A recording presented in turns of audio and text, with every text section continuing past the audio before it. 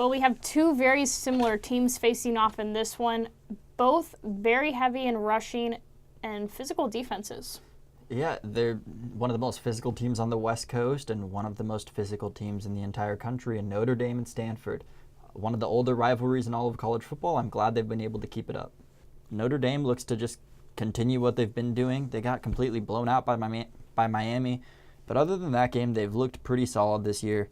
They've just been completely out-muscling teams at the point of attack on both offense and defense, and because of that, their ground game on both sides of the ball has just been amazing. They're averaging almost 300 yards a game, which gives them the number 6 rushing offense, and their defense is looking just as impressive as far as stopping the run. Their pass defense could use a little bit of help, but their rush defense is exactly where it needs to be right now.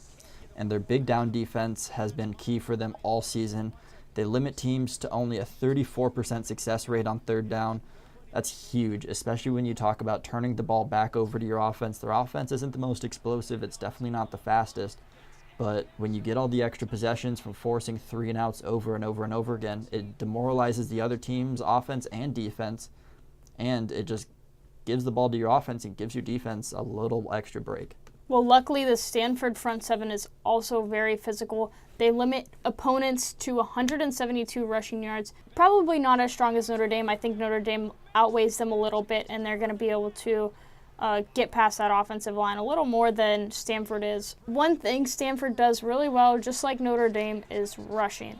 They have Bryce Love, who's in the talks for the Heisman right now. They average 215 rushing yards per game, and they don't have a lot of turnovers.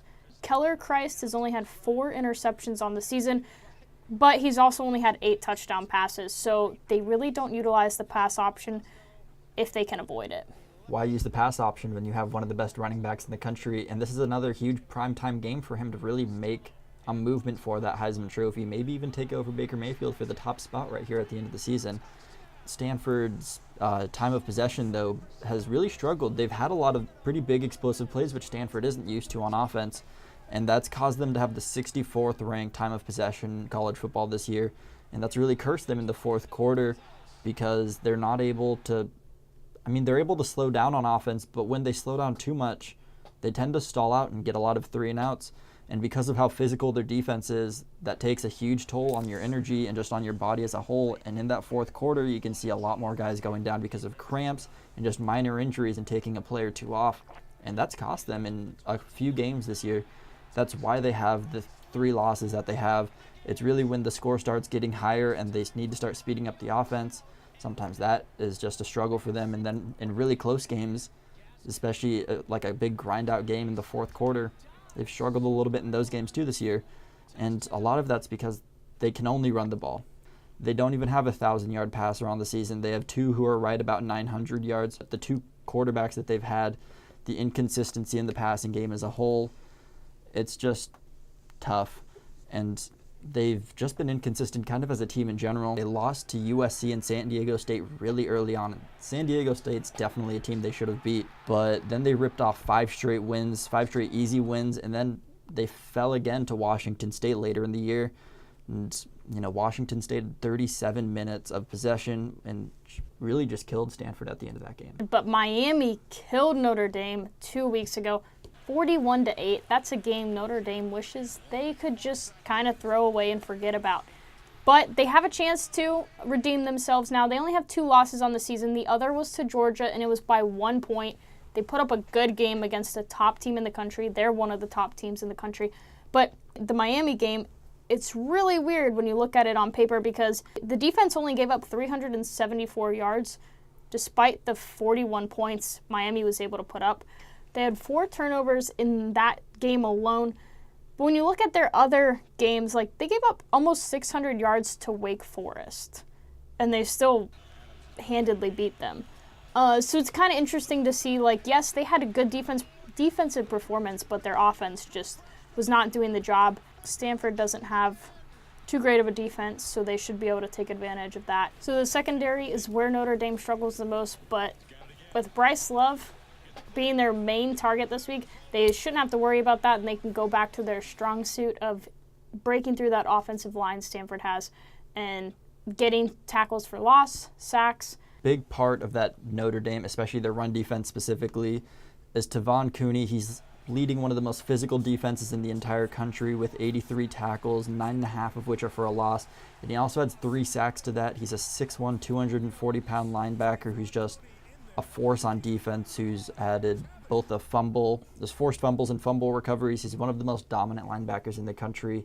And against Bryce Love, they're going to need him if they want to have any chance of winning. They will definitely be keeping an eye on Bryce Love, who is one of the most efficient runners in the nation right now. He has 8.8 yards per carry for a total of 1,723 yards for 16 touchdowns so far this season. One of the main reasons he's in the talk for the Heisman, he's very explosive. Is Notre Dame, who has a great rushing defense, going to be able to get behind that Stanford offensive line and create tackles for loss? That's really tough for me this week. Notre Dame has really been down these past couple weeks. I think everyone's kind of figured out their weaknesses and figured out how to attack them most efficiently.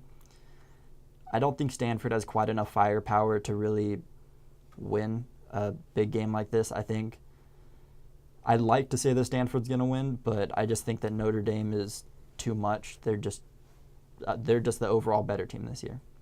I have to agree with you on that. Notre Dame has definitely had some low lights this season, Miami being one of them, but they've been doing really well overall. That loss to Georgia, although it was a loss, was really good because they only lost by 1 point. They put up a great game, both defensively and offensively. They're not the best in passing on offense or defense, but it's not going to be much of a difference in this game. In a lot of these rivalry games, it's going to be who decides to give more heart. And in this case, I think Stanford's going to have a lot of heart out there. It's going to be a close game, but I think Notre Dame's going to give it a little more. If you enjoyed this matchup, be sure to check out our other rivalry games. And also, if you haven't checked out our Dizzy Sports Challenge, check it out. It's about 5 minutes of pure laughter as you watch both of us fail at sports. It was a great time. It's about 5 minutes of watching us just repeatedly fall on our face and be possibly the most unathletic you could imagine. Yeah, Griffin definitely was a little messed up by spinning around too many times. My knee is still cut up after that. still bleeding. The great thing is you don't feel it, though, because you're so messed up. Oh, my gosh. It was bad. I face planted, and I didn't even feel it. I was laughing. Best GIF you will ever see. That is true. Thanks for watching. I'm Janae Muchmore. And I'm Griffin Parkrose. And you're watching RedZone to EndZone. Have a great weekend.